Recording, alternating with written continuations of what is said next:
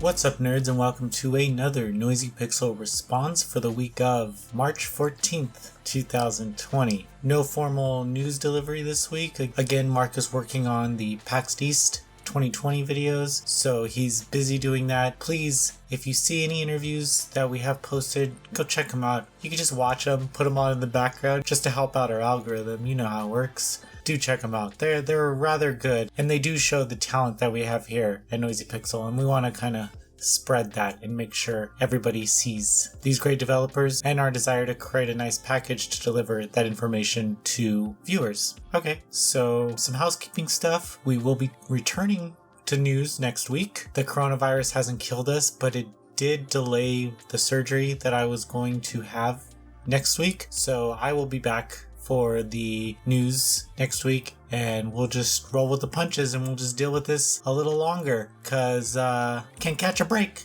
You know what I'm talking about? God damn it. We have some really cool stuff coming up next week, so tune in. So let's jump in. First question is from Adam Smasher.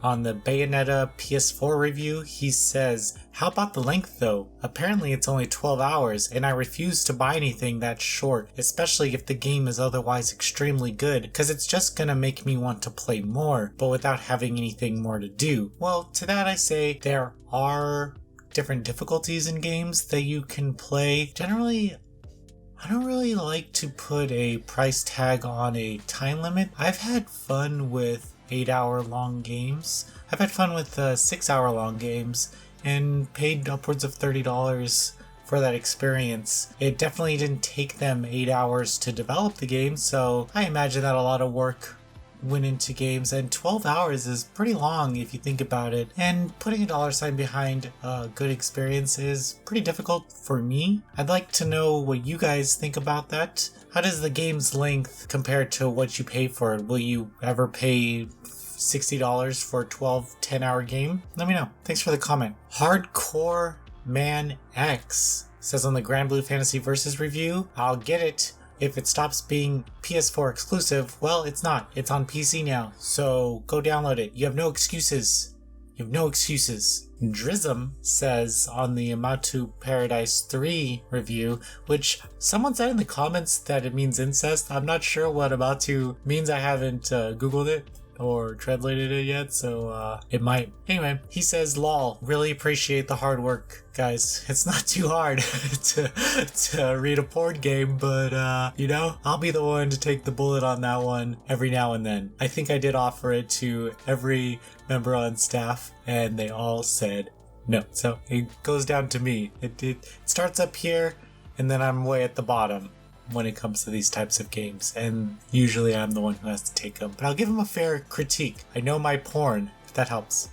Next, Omega Lord says on the Iron Harvest preview, "Looks terrible to me. Clunky movement, last gen graphics, stiff animation, poor Company of Heroes clone." And to that, I understand there's a huge community of people that get behind the Company of Heroes series and want to see more, but that shouldn't limit you to just experiencing that one series. I haven't played Iron Harvest. A couple of us here on staff have, and I don't usually play RTS games, so I'm not the best judge of this. Based on a preview of a game that comes out in like 8 months, I think we could say, okay, does it look terrible? No, it looks okay. It looks like an RTS game. I'm hoping for the best for this game. Let me know if I'm not catching something, or if you are a Company of Hero fan and see Iron Harvest and just see it as a complete ripoff. Let me know. Next. Oh, okay. I had a comment last week on the Katana Kami Way of the Samurai story review, and someone didn't like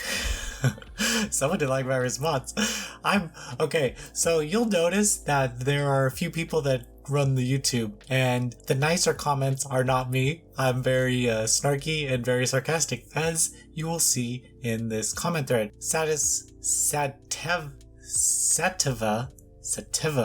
Sativa Soldier 666 version 2 says, "Being confrontational and quite frankly rude towards a person who views your video because they asked a legitimate question is rather unprofessional in my opinion. The golden rule applies. You should always apologize." Let me tell you something. No, I don't have to apologize because I was being sarcastic the entire time. And I was being sarcastic in our entire comment thread where I say, thanks, I'll let HR know. Do we have HR here? No. Which we probably should, because I review porn games. Anyway, he goes on to say the passive-aggressive behavior. I'm not being passive-aggressive. I'm being sarcastic. I do these things because if you're gonna be a nerd, I'm gonna let you be a nerd, and I'm not going to feed your desire to break me. I respect everyone, even the trolls. And then I say we all just went to film school and didn't make it, so we write about video games, natural progression, and that is a joke because we didn't really go to film school. I graduated university with a computer science degree, and Mark has editing credentials. Everyone else might be still in school. I don't know what everyone else is doing. Just me and Mark. He goes on to believe me. I urge you, you've probably, while I've been talking, have already read this thread. I'm not going to read it all to you. You read it. Pause. Read. And let me know. Do I take it too far? Should I tone down my sarcasm? I will. I will if you want me to. Because you're the reason I'm here. And I'm very grateful for all the views and comments that you guys give us. Please let me know if I need to tone it down. Ricardo Marquez says on the Linegrasser 1 and 2 review, poor review, the core of the game, which is the combat, you don't show, and the only battle sequence that you show is in the beginning and is populated with effects. Lol. What I have to say about that is, hey, the game was on Switch. I played this game not on my TV, which is the only way to record gameplays when you have the damn thing docked. So I record the beginning, I record like 10 hours into the campaign. Sure, but come on, give me a break, man. It's a 4-minute video. How much can I include? You know? What do you want to see? If you want to see something, I'll make a video just for you. Tell me something in Linegrasser that you want to see. I'll go to the chapter and I'll play it for you. Thank you for the comment. Now, Santa00 says on the last Remnant Remastered review, which is a pretty old one.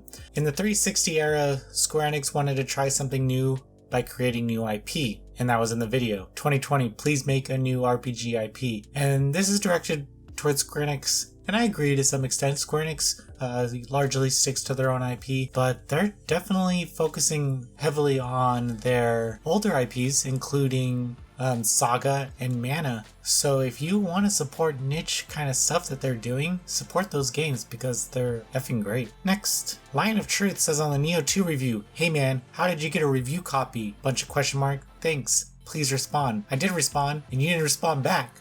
So what the hell, man? This is how I got a review copy. 1. Noisy Pixel's badass. We get work done here. 2.